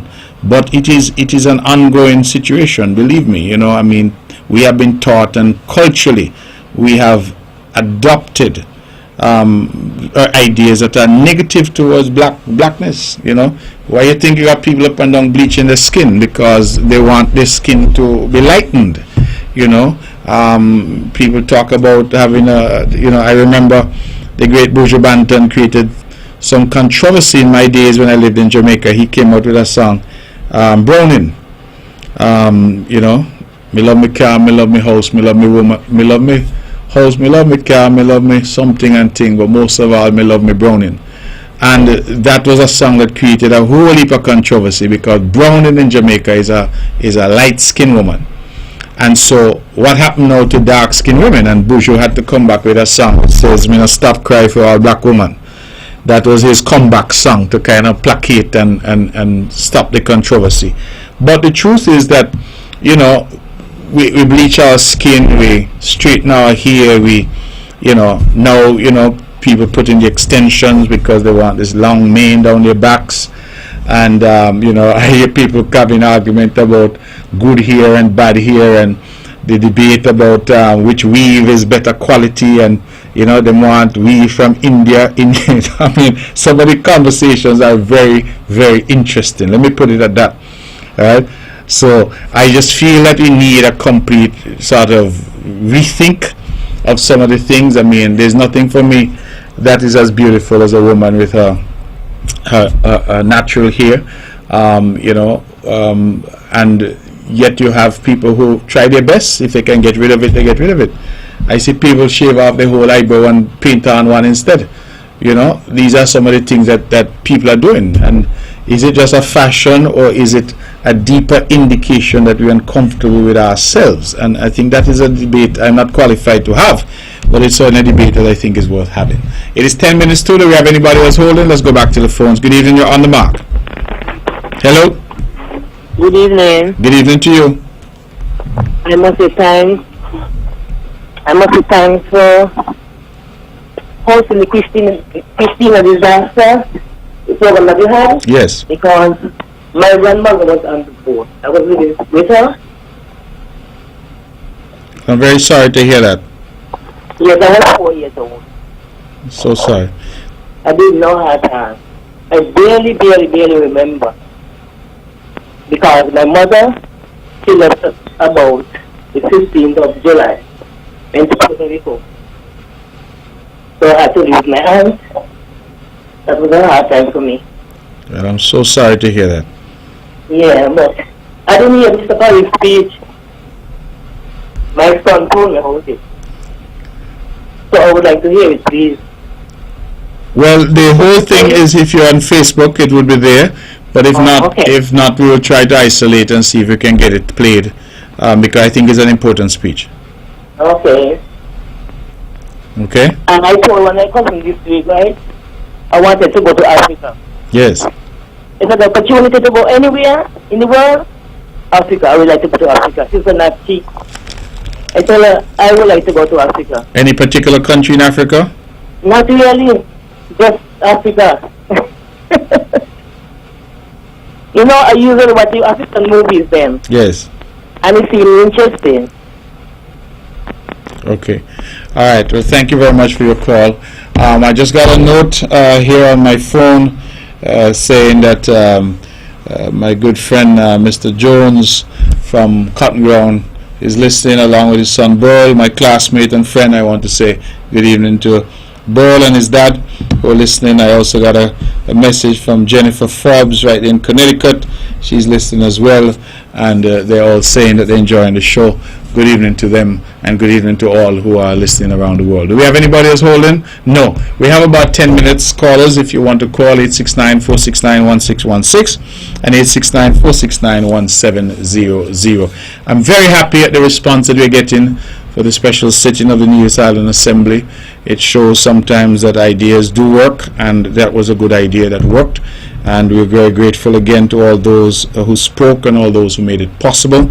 And I think, as I said, that it has led to an awakening, because more people now, particularly the people of St. Kitts, are seeing the prime ministers on the stage in the Nevis Island Assembly, and hearing from them. They are now awakening to the notion that here there is something important to be commemorated. Let's go back to the phones. Good evening, you're on the mark. Hi Mark, good evening. Good evening to you, my brother. How are you doing? Yeah, I'm doing excellent. Yeah, I just want to say that we were blessed with some tremendous showers, because before it was very, very dry up until recently. Yes. So we're very, very happy for that, and we hope that the Master will continue to spare us from the wind, but continue to give us the water. I want to touch on something, Mark, which you mentioned early on, and it so happened that I think there was a caller who called in in reference to the young lady who called in. Well, I don't know which one, but go ahead. Tell me what you're saying. In reference to the leadership of your party, the youth arm. Yes. Okay. Yeah. And I can tell you that I am very, very impressed with the presentation I heard tonight. Yes. And I think that this very, very good news in reference to the future, I believe, of your party, and by extension, the island of Nevis and the Federation, because, sometimes people think of youth and they think that somebody is too young, and, the present Prime Minister in Barbados became the Attorney General, and the youngest Attorney General in Barbados at age 26. Yes. You yourself entered politics very young. Dr. Simmons also became the Prime Minister very young. And I can go on and go on and go on. So I just want to encourage the young people, in getting involved is something that is, everybody should get involved when it comes to politics, leadership, and something I want to touch on, because people mention in reference to politics, they don't want to get into politics, that politics is bad. And I get very upset because that statement is very misleading, is very incorrect. Politics, what is really politics? But politics has to do with integrity. Politics has to do with transparency. Politics has to do with honesty. Politics has to do with good governance. What is bad is not the politics. What might be bad, maybe the people get involved in politics and give the politics and practice politics and give the politics a bad name. But politics, it is something good. And that is something that I will encourage the young people.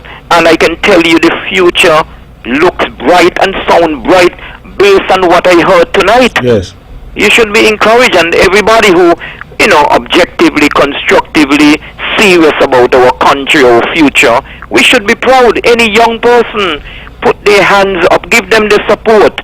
Anybody who decide to walk along the right path, respect the laws of the land, do what is right over what is wrong, what is good over what is bad, fight for justice over injustice, and we will continue to succeed.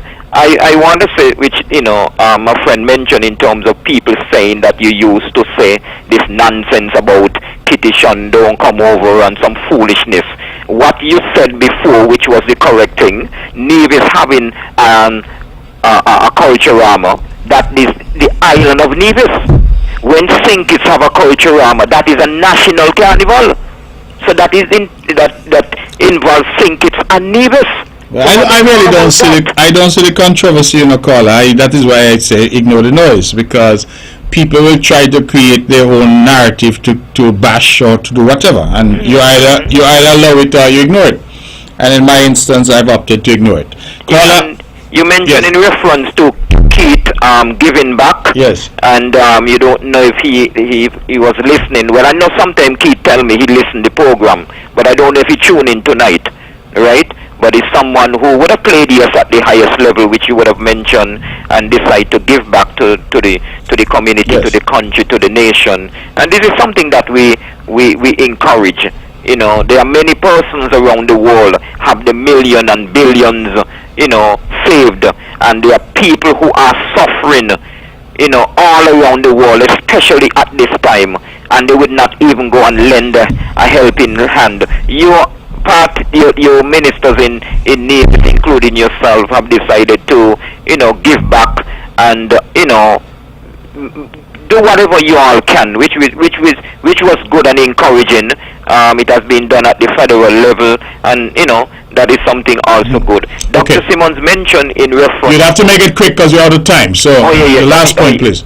Oh yes, we at the end of it. Yes. I just want to say that I hope that we can have the same thing repeat in terms of what took place in the Nevis Island Assembly to be held perhaps maybe next year in our National Assembly, and have all the leaders doing the same thing, so we can have that and record. All right. Thank you very much. Thank you for your contribution. And all the best for the Federation of St. Kitts and Nevis. Right. Take care. Good. Now I have this song that was talked about. I don't know if it's going to play properly. You think I can play it on my phone and see if it comes through? Let's see if it works. For all of our loved ones, we remember you. On that fateful day, 1970, the 1st of August, a beautiful Saturday. People gathered excitedly, remembering our victory, emancipation celebrations that brought our liberty. Who knew when they left that day they were never coming back this way? So we cherish every day. To all of our loved ones, thing to remember.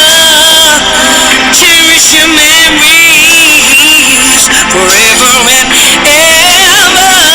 Christina, Christina, sons and our daughters, beside the still waters, we remember you. Okay, that's just a little bit of the song. I know it's probably not the best playing it through my phone on the radio, but we didn't have it here at the studio. But that is Denise Gordon and Jazik Chiverton doing a song, Christina, Christina, and that was beautifully done by Denise Gordon, an internationally renowned singer, at the ceremony on Saturday. That's our show. It's 10 o'clock. It means it's time for us to go, and I want to thank everyone who participated. Thank again our brothers and sisters from St. Kitts who made the weekend in Nevis truly spectacular. Thank you to all for being a part of this show, and I look forward to tomorrow at 7:30 seeing all the people of Bath Village and the surrounding areas of St. John's coming to the town hall meeting, conversations with the people, tomorrow 7:30 at the Bertha Payne Community Center. Good night, God bless you, and the show is rebroadcast, of course, tomorrow at 1 p.m. That's our show. Thank you.